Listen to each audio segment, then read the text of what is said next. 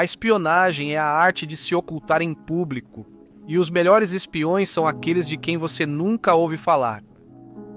Essa afirmação é verdadeira no caso de Anthony Blunt. A vida dele parecia predestinada à grandeza. Formado em Cambridge e com laços familiares com a família real, ele era o próprio retrato da respeitabilidade do establishment. Seu brilhantismo como polímata, fluência em vários idiomas e renome como historiador de arte de classe mundial o tornavam praticamente intocável, e ele sabia disso. Sob seu ar aristocrático, escondia-se um segredo capaz de abalar a Grã-Bretanha até as bases. Por décadas, Blunt foi espião soviético no Grupo dos Cinco de Cambridge. Sua atuação no Military Intelligence 5 e na corte da família real britânica lhe deu acesso inédito a informações ultra-secretas nos momentos mais críticos da Segunda Guerra Mundial. Foram necessários 34 anos até que a traição de Blunt fosse finalmente revelada pela primeira-ministra britânica Margaret Thatcher. Apesar do choque da traição ao público britânico, uma nova hipótese indica que ele também pode ter repassado segredos aos nazistas, prolongando a guerra e causando milhares de mortes aliadas.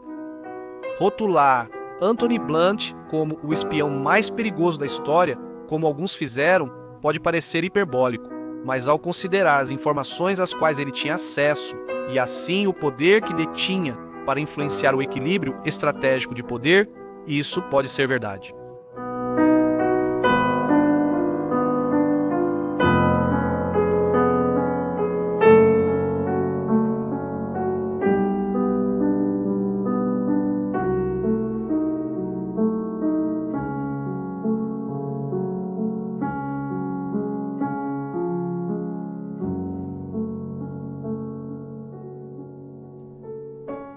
Anthony Blunt nasceu em 26 de setembro de 1907, em Bournemouth, Hampshire, em uma família com forte tradição anglicana. Seu pai, Arthur Stanley Vaughan Blunt, era vigário e se tornou capelão na Embaixada Britânica em Paris. Isso levou, em 1911, a família a se mudar para a França, onde Anthony passou grande parte de sua infância e frequentou a escola preparatória. Na França, Anthony despertou seu interesse vitalício por arte e arquitetura francesas. A mãe de Anthony, Hilda, era uma parente distante da família real britânica, tornando Anthony primo de terceiro grau da rainha-mãe. Assim, a família Blunt estava bem inserida nas fileiras do establishment britânico, um fato que abriria muitas portas profissionais e sociais para o jovem Anthony em seu futuro. Ao voltar à Inglaterra na adolescência, Anthony estudou no renomado Marlborough College de 1921 a 1926. Ele se juntou à Sociedade dos Amici, grupo de intelectuais de esquerda, e em 1928 fundou a Venture, revista que apresentava escritores de esquerda. Nessa fase, Anthony já era defensor convicto do comunismo internacional. Mais tarde, ele frequentou o Trinity College em Cambridge, inicialmente estudando matemática antes de mudar para línguas modernas, formando-se com honras de primeira classe em 1930. Na universidade, Anthony se envolveu com uma sociedade secreta de intelectuais chamada Os Apóstolos. A Universidade de Cambridge tornou-se um centro de pensamento e atividade comunista e marxista nos anos 1930. Assim, a universidade era um terreno fértil de recrutamento para o Comissariado do Povo para Assuntos Internos, a agência de inteligência soviética e precursora da KGB. O ambiente da década de 1930, com seu clima político polarizado, tornou as ideologias de esquerda atraentes para muitos jovens desiludidos e insatisfeitos. A Grande Depressão, a ascensão do fascismo na Europa continental, como visto na Guerra Civil Espanhola e na Alemanha nazista, e as falhas percebidas das democracias capitalistas ocidentais levaram muitos a enxergar o comunismo como o antídoto para todos os problemas do mundo. Nas palavras de Ernesto Volkmann, a Grã-Bretanha do pós-guerra foi uma época de ilusões destruídas e futuros sombrios, em que a ideologia marxista foi cultivada e floresceu. também havia se tornado moda para a jovem elite intelectual, muitos dos quais se encontravam entre os escalões superiores do sistema de classes britânico, engajar-se em uma rebelião ideológica. Antônio Blunt também era homossexual, numa época em que, na Grã-Bretanha, isso era ilegal.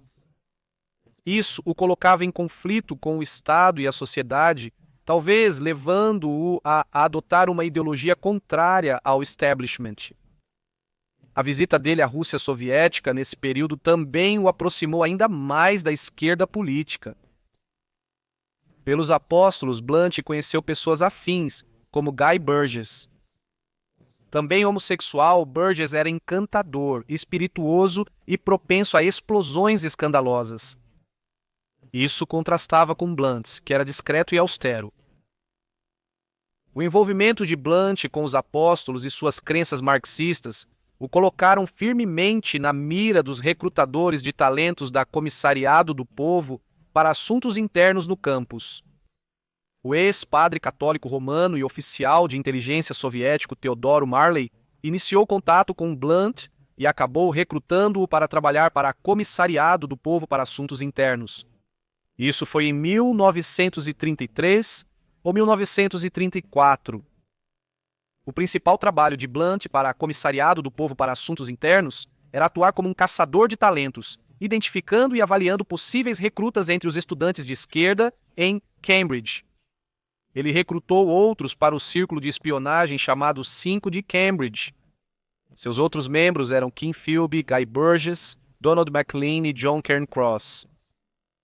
Havia pelo menos mais um que ele recrutou, o colega apóstolo e americano Michael Straight, cuja importância só seria percebida muitas décadas depois. Anthony Blunt ficou conhecido como o quarto homem após a exposição dos outros da rede de espiões de Cambridge, mas hoje acredita-se que ele foi o primeiro recrutado pelos soviéticos para o grupo chamado Os Cinco Magníficos. Existe um debate sobre quem recrutou quem, Blunt ou Burgess. Blunt afirma que foi o carismático e excêntrico Burgess quem o trouxe para a causa soviética. Houve acusações de que Blunt usava sua sexualidade como uma arma em sua estratégia de recrutamento soviético, seduzindo possíveis recrutas e depois ameaçando expô-los caso não seguissem suas ordens. Seja qual for a verdade, não se discute que Blunt teve grande sucesso percorrendo os corredores de Cambridge em busca de novos recrutas. Após virar agente adormecido antes da guerra, Anthony Blunt teve carreira distinta e influente como historiador de arte. Ele foi eleito membro do Trinity College, Cambridge, por sua dissertação sobre teoria artística na França e Itália na Renascença. Sua especialização em pintura do século XVII, especialmente em Nicolas Poussin, se tornou amplamente reconhecida. A eclosão da Segunda Guerra Mundial em 1939 ativou Anthony Blunt e seus colegas espiões para a causa soviética. Blunt decidiu não se filiar ao Partido Comunista da Grã-Bretanha, mas suas ligações comunistas dificultaram seu ingresso inicial no corpo de inteligência do exército britânico. Dizem que o mais importante são as pessoas que você conhece. Também fazia parte da rede dos apóstolos de Cambridge o barão Victor Rothschild, da famosa família de banqueiros. Na época, ele era chefe da seção de explosivos e sabotagem do Military Intelligence, 5. Rothschild elogiou Antônio, e ele foi imediatamente nomeado para o cargo. Unidade de Segurança de Campo 21 como oficial de ligação militar. Apesar de simpatizar com o comunismo, a postura antifascista de Blunt fez o Military Intelligence 5 vê-lo como trunfo, não ameaça. Em dezembro de 1939, Blunt havia alcançado o posto de capitão e estava estacionado em Boulogne, França, como parte da Força Expedicionária Britânica. Ele achou seu papel monótono e questionou se era punição por antigas afiliações políticas. Seu serviço militar foi breve, pois foi evacuado na Operação Dínamo. De volta da Inglaterra, Anthony Blunt renovou o compromisso com o antifascismo e queria contribuir mais para o esforço de guerra, acreditando que seu talento para idiomas e histórico acadêmico tornavam o trabalho de inteligência ideal para ele. Sua escolha pela carreira de inteligência também não foi totalmente independente da influência soviética. Quando a guerra começou, o serviço secreto britânico precisava de toda a ajuda possível. Havia muito pouco em termos de processos de verificação e, desde que você tivesse estudado na escola certa, tivesse boas conexões familiares e fosse geralmente considerado uma boa pessoa, você estava dentro. A maioria dos recrutas vinha de famílias aristocráticas ou com parentes no Military Intelligence. Muitos deles, segundo Joan Miller, secretária do Military Intelligence, 5 eram jovens sem experiência de trabalho. Devido à rápida expansão da inteligência britânica, em 1940, a sede do Military Intelligence 5 foi secretamente transferida para uma ala evacuada da prisão Wormwood Scrubs, no oeste de Londres. O uso da prisão como base de inteligência foi breve. Durante a Blitz de Londres, em 1940, a Luftwaffe bombardeou a prisão, obrigando o Military Intelligence 5 a se mudar para outro local. Era estranho os alemães atacarem especificamente uma prisão em um ataque de mergulho, levantando dúvidas se o alto comando nazista tinha informação privilegiada.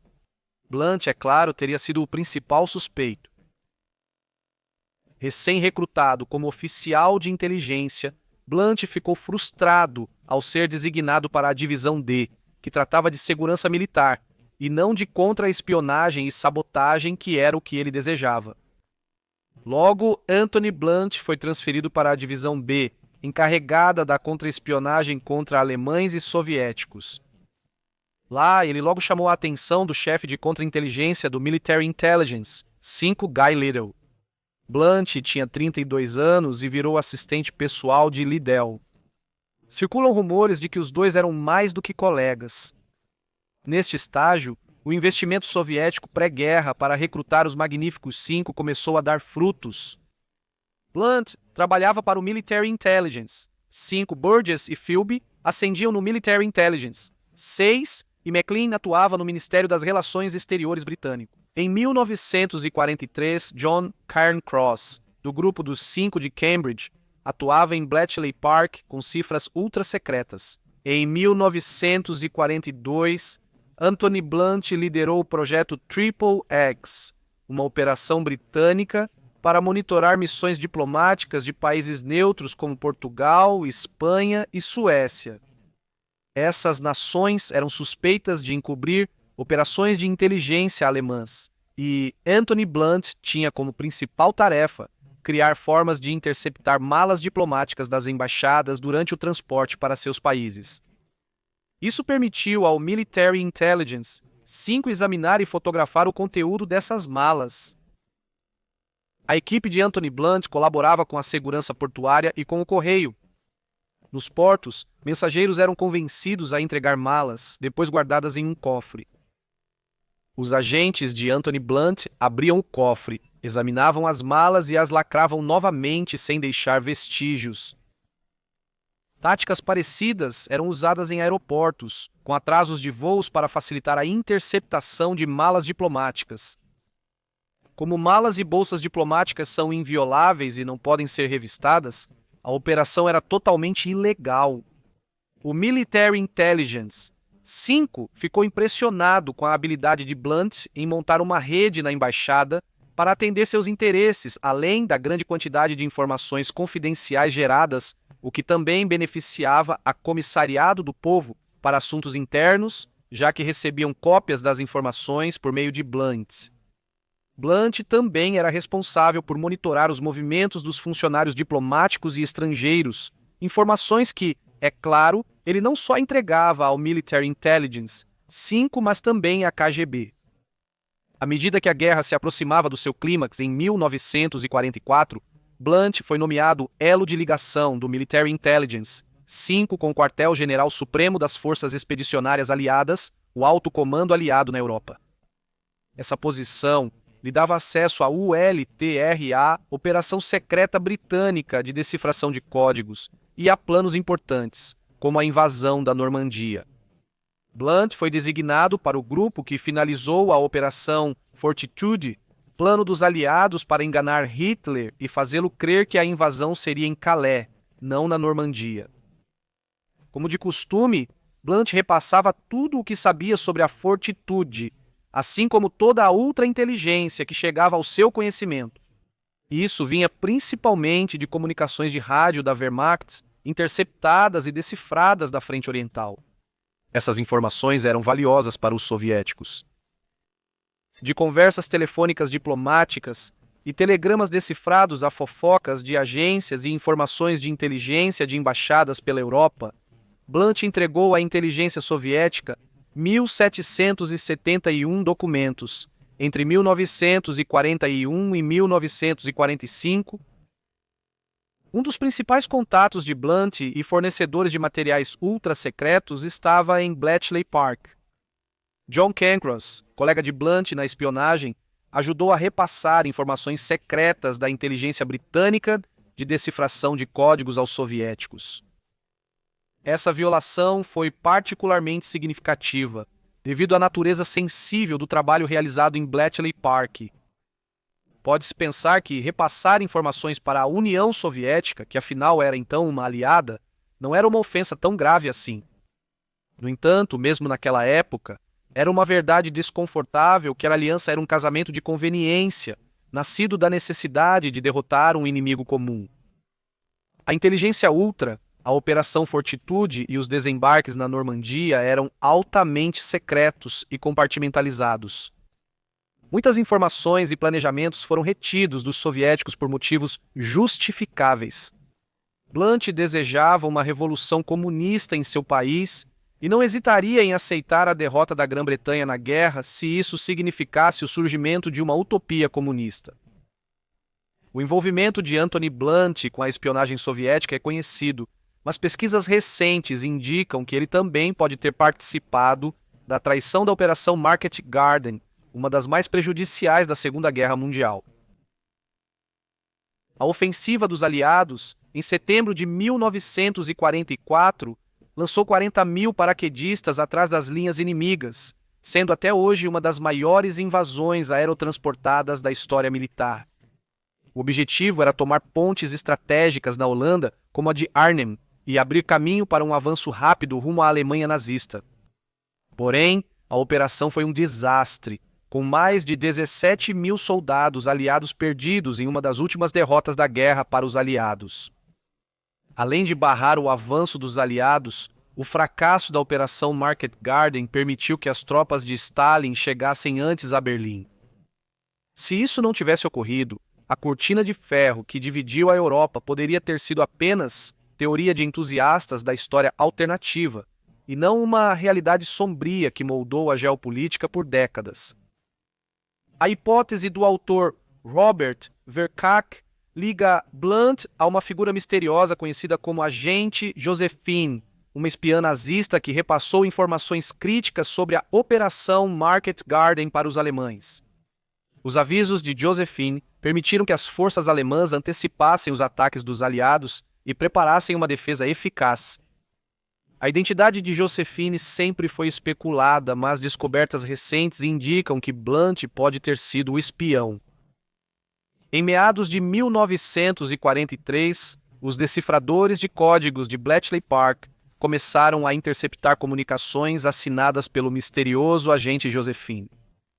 Um oficial do Military Intelligence, descreveu as comunicações decodificadas como a melhor inteligência ilícita já obtida pelo inimigo deste país. A inteligência britânica logo identificou o contato de Josephine, um advogado alemão chamado Karl-Heinz Kramer, que operava a partir da embaixada alemã em Estocolmo. E adivinha quem foi encarregado de investigar e identificar o misterioso infiltrado em nome do Military Intelligence? 5. O próprio Anthony Blunt. Enquanto Anthony Blunt fazia as primeiras investigações e talvez atrapalhasse na Grã-Bretanha, o Military Intelligence 6 tinha Peter Falk em Estocolmo conduzindo sua própria investigação. Falk conseguiu recrutar a governanta dos Kramer, que tinha uma forte antipatia pela senhora Kramer. Com manteiga fria, o Military Intelligence 6 fez a impressão da chave do cofre de Karl Kramer e produziu uma cópia. Cópias de documentos encontrados no cofre revelaram informações extremamente sensíveis relacionadas ao esforço de guerra dos aliados, informações que só poderiam ter sido obtidas por alguém de alto escalão na inteligência britânica. Peter Falk voltou à Inglaterra com cópias dos documentos. Em 23 de dezembro de 1943, ele se encontrou com Anthony Blunt no Reform Club para discutir suas descobertas. Após afirmar estar muito preocupado com o risco de os planos britânicos e americanos para a Europa do pós-guerra caírem nas mãos soviéticas via Kramer, Blunt perdeu a calma de forma incomum, sugerindo primeiro que os documentos eram falsos e depois negando categoricamente qualquer vazamento de informações para os soviéticos.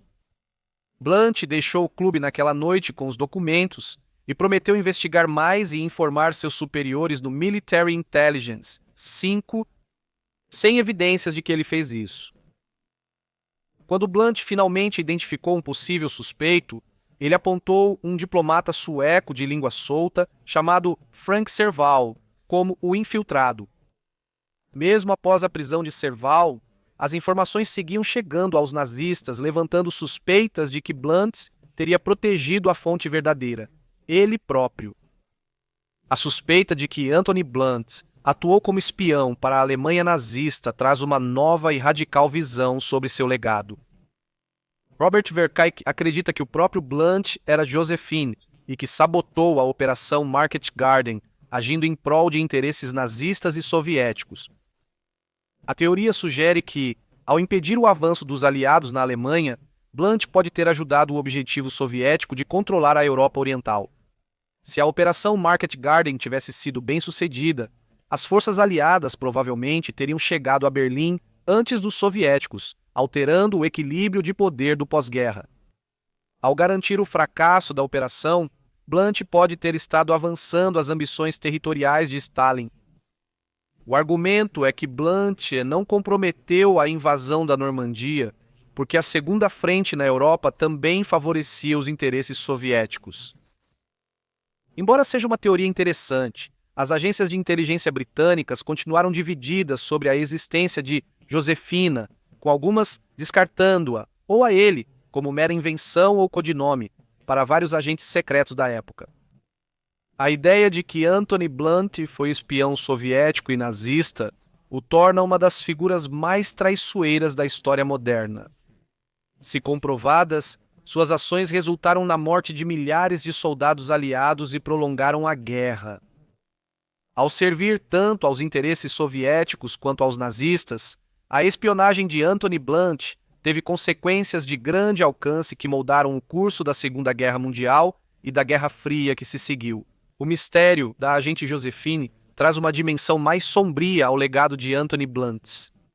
No entanto, Miranda Carter, autora de Suas Vidas, a biografia seminal de Anthony Blunt, permanece altamente cética quanto à possibilidade de Blunt ter sido a agente Josephine. Seu raciocínio se baseia, entre outros motivos, no fato de que Blunt era tão firmemente antifascista que a possibilidade de ele espionar de qualquer forma para beneficiar os nazistas está além dos limites do possível. Após a guerra, Anthony Blunt deixou a inteligência e voltou à vida acadêmica. Em 1945, ele foi nomeado inspetor das pinturas do rei por Jorge VI. Ele manteve esse cargo durante o reinado da Rainha Elizabeth II. Essa posição prestigiosa o colocou em contato próximo com a família real e permitiu acesso às residências reais e suas coleções de arte. Sua relação com a monarquia e reputação como especialista em arte lhe deram respeitabilidade e afastaram suspeitas. Blunt foi nomeado diretor do Instituto Courtauld de Arte em 1947 e ajudou a transformá-lo em uma instituição de renome mundial. Ele foi professor de História da Arte na Universidade de Londres, eleito membro da Academia Britânica e chegou a ser vice-presidente. Em agosto de 1945, o rei Jorge VI encarregou pessoalmente Blunt de uma missão secreta muito importante para a família Windsor. Blunt deveria acompanhar Sir Owen Morshead, o bibliotecário real, em uma viagem ao castelo de Friedrichshof, perto de Frankfurt, na Alemanha. O objetivo aparente dessa missão era recuperar uma volumosa correspondência escrita pela rainha Vitória para sua filha, a Imperatriz Vitória, mãe do Kaiser Guilherme II. No entanto, havia um aspecto mais delicado nessa tarefa que exigia discrição. O objetivo real da missão de Blunt era recuperar cartas comprometedoras que revelariam que membros da família real britânica eram mais do que apenas simpáticos à causa nazista. O Duque de Windsor, Eduardo VIII, que abdicou para se casar com Wallis Simpson, era um nazista fervoroso. Seu compromisso com o fascismo nazista era tão grande que, durante uma visita à Alemanha em 1937, Adolf Hitler concordou em instalar o duque como chefe de um governo fantoche, assim que a Alemanha conquistasse a Inglaterra. As consequências, caso essas cartas viessem à tona, eram tão graves que a missão secreta de Blunt e Morshead foi autorizada pessoalmente pelo rei e pelo primeiro-ministro britânico Sir Winston Churchill. Os dois homens recuperaram as cartas, mas suspeita-se que Blunt tenha fotografado os documentos e os enviado ao contato soviético, Yuri Modin. Essa missão, vista como preservação da história da realeza ou ocultação de informações prejudiciais, mostra a confiança da família real e do establishment britânico em Blunt. Embora as atividades diretas de espionagem de Blunt tenham diminuído com o fim da guerra na Europa, ele continuou em contato com agentes soviéticos. Ele continuou a repassar fofocas de antigos colegas do Military Intelligence, 5 especialmente de seu ex-chefe Guy Liddell, e entregou fotos tiradas com sua Leica de documentos obtidos de Guy Burgess. Essa conexão assegurou fluxo constante de informações para a inteligência soviética, mesmo após a mudança do papel oficial de Blunt. Ele continuou dessa forma até a deserção de Burgess para a União Soviética em 1951, momento em que rompeu os laços com os soviéticos. De forma controversa, Blunt esteve envolvido em ajudar na deserção de Guy Burgess e Donald MacLean para a União Soviética. Antes da chegada dos agentes do Military Intelligence, 5 Blunt entrou furtivamente no apartamento de Burgess e removeu provas incriminatórias, incluindo documentos que o ligariam à rede de espionagem. Isso protegeu ele, seus colegas espiões e também a rede de inteligência soviética nas instituições britânicas. Mesmo com as provas incriminatórias tendo sido destruídas, as suspeitas ainda recaíram sobre Anthony Blunt após as deserções, já que ele era conhecido por ser amigo e associado de MacLean e Burgess. Com o aumento das suspeitas, Yuri Modin, contato de Anthony Blunt na KGB, ofereceu-se para extraí-lo para a União Soviética. Blunt, no entanto, recusou, tendo se desiludido com os desdobramentos práticos do comunismo como visto na União das Repúblicas Socialistas Soviéticas e preferiu arriscar ficando no Reino Unido.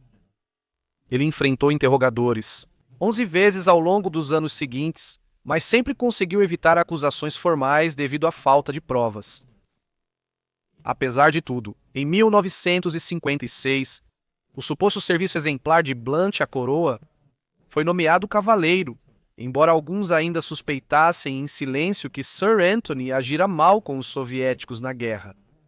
Seu prestígio como historiador de arte e servo real o tornava acima de suspeitas. Rachaduras na fachada. Porém, logo surgiriam rachaduras nessa fachada com eventos fora de seu controle se desenrolando do outro lado do Atlântico. A exposição das atividades de espionagem de Anthony Blunt ocorreu devido a uma combinação de suspeitas antigas e uma denúncia crucial de uma fonte inesperada. O ponto crucial ocorreu em 1964, quando Michael Straight, recrutado anos antes por Anthony Blunt em Cambridge, contou tudo. Straight, ao se candidatar ao governo Kennedy e ser investigado, temeu que seu passado fosse descoberto e revelou sua antiga ligação com a inteligência soviética. Michael Straight indicou Anthony Blunt como quem o recrutou como espião soviético, afirmando que fez alguns trabalhos menores de espionagem antes de desistir e romper com suas conexões comunistas. A revelação foi rapidamente compartilhada com a inteligência britânica, iniciando os eventos que expuseram Anthony Blunt. Em 23 de abril de 1964, o agente do Military Intelligence, 5, Arthur Martin, visitou o apartamento de Anthony Blunt perto da Oxford Street, em Londres. Martin disse a Blunt que agora tinham provas de que ele era o quarto homem do círculo de espiões de Cambridge. Inicialmente, Blunt negou as acusações, mantendo a fachada que sustentava há décadas. O ponto de virada veio quando Martin ofereceu imunidade contra processos judiciais em troca de uma confissão completa. Pesando suas opções e diante dessa proposta, Blunt finalmente admitiu suas atividades de espionagem com uma declaração simples. É verdade. No interrogatório, ele só revelou que tinha certeza que o Military Intelligence 5 já sabia. Todos os envolvidos sabiam que Blunt escondia informações. Por exemplo, ele não apontou John Cancross como o quinto homem do grupo, algo só confirmado após a deserção de Oleg Gordievsky em 1985. Blunt escondeu essa informação e quem sabe o que mais. A confissão deveria ter marcado o fim da vida dupla de Blunt como respeitado historiador de arte e agente secreto soviético, mas sua posição e status continuaram a protegê-lo. As autoridades britânicas tomaram a decisão controversa de manter a confissão de Blunt em segredo. Essa decisão provavelmente visou evitar constrangimento público e proteger a reputação da inteligência britânica e da coroa. Se as informações que Blunt obteve da Alemanha anos antes tinham relação com isso, ainda é uma questão em aberto.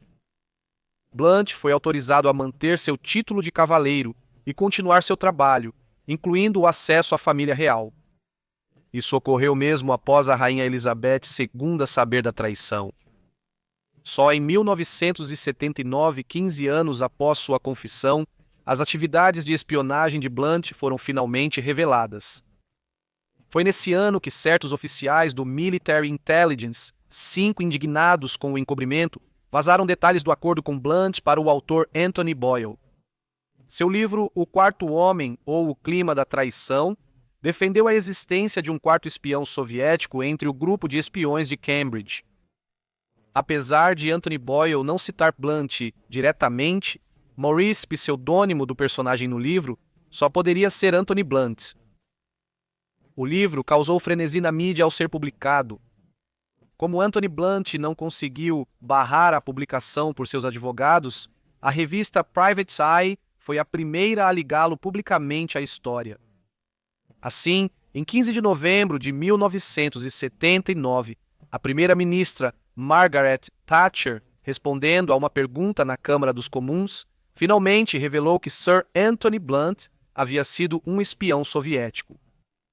A decisão da primeira-ministra de revelar a verdade, pressionada pelo livro de Boyle, resultou de uma combinação de convicção pessoal e estratégia política.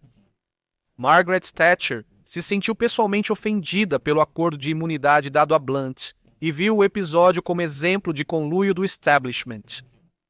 A escolha de Margaret Thatcher causou reação no Military Intelligence, 5 que já se ressentia da proteção a um traidor, e gerou debate sobre o tratamento ao círculo de espiões de Cambridge e a infiltração soviética no establishment britânico. A queda de Anthony Blunt em desgraça foi rápida. Poucas horas após o anúncio de Margaret Thatcher, ele perdeu o título de cavaleiro. A perda do título foi só o início de sua desgraça pública. A reputação de Blunt no meio acadêmico e artístico desmoronou. Ele foi removido de sua bolsa na Trinity College, rompendo seus laços de longa data com a instituição onde sua carreira acadêmica havia florescido e sua carreira de espião havia germinado. A Academia Britânica, da qual Blunt era membro, enfrentou pressão para expulsá-lo. Em vez de enfrentar a humilhação de ser expulso, Blunt optou por renunciar. Ele também renunciou imediatamente ao seu cargo mais prestigioso, o de curador das pinturas da rainha, função que ocupava desde 1945. Esse afastamento da família real foi marcante, dada sua longa ligação com a monarquia e a confiança depositada, mesmo sabendo de seu envolvimento com espionagem. A reputação de Blunt como historiador de arte construída em décadas, foi destruída. Seu trabalho acadêmico, antes respeitado, foi manchado por sua traição. A exposição pública levou a uma intensa análise da mídia e condenação pública. Blunt, antes privilegiado na sociedade britânica, tornou-se pária de um dia para o outro. Ele foi forçado ao isolamento, evitando a imprensa e a indignação pública. Anthony Blunt fez uma rara aparição pública em entrevista televisiva em 20 de novembro de 1979. A entrevista no News at 10 da RTN mostrou Anthony Blunt explicando por que espionou para a Rússia soviética. Ele justificou suas ações ao priorizar a consciência sobre o país pela causa antifascista e afirmou que manteve lealdade à coroa. Ele negou que suas ações na Segunda Guerra Mundial tenham colocado vidas em risco, dizendo que só passou informações sobre a inteligência alemã aos soviéticos e não tinha acesso a dados de agentes britânicos ou defesas militares. Ele comentou sobre seu trabalho contínuo com a família real, após confessar em 1964, descrevendo sua habilidade de separar papéis como esquizofrênica. Quando pressionado sobre ser rotulado de traidor, Blunt reconheceu que já havia sido chamado assim, mas afirmou que não havia traído sua consciência. Anthony Blunt, então, finalmente se retirou da vida pública. Suas memórias, escritas após sua exposição, mas publicadas apenas póstumamente em 2009, revelaram o impacto psicológico de sua vida dupla e o efeito da revelação pública. Blunt preferiu não revelar mais detalhes sobre sua traição. Seus escritos fizeram pouco para reabilitar sua reputação, com seu arrependimento sendo atribuído ao fato de ter perdido sua posição social e status, em vez de vir de um remorso genuíno. Anthony Blunt ainda é tema de fascínio e debate até hoje. A vida dupla de Anthony Blunt foi mostrada em livros, documentários e dramatizações, como na série The Crown da Netflix. As contribuições de Anthony Blunt para a inteligência soviética foram substanciais e multifacetadas. Do repasse de ultra-segredos na Segunda Guerra Mundial, possivelmente comprometendo a Operação Market Garden, até ajudar colegas espiões a fugir nos anos 1950, suas ações forneceram à União Soviética muitas informações sensíveis e comprometeram a segurança nacional britânica. Anthony Blunt morreu de ataque cardíaco em 1983, aos 75 anos, em seu apartamento em Bayswater, Londres. Sem títulos ou status, ele continuou sem nenhum arrependimento. Se for verdade que, além dos soviéticos, ele também espionou para os nazistas, é inegável que Anthony Blunt é um dos espiões mais monstruosos do mundo. Mesmo sem saber toda a verdade, ele é lembrado como um dos espiões britânicos mais notórios e perigosos do século XX.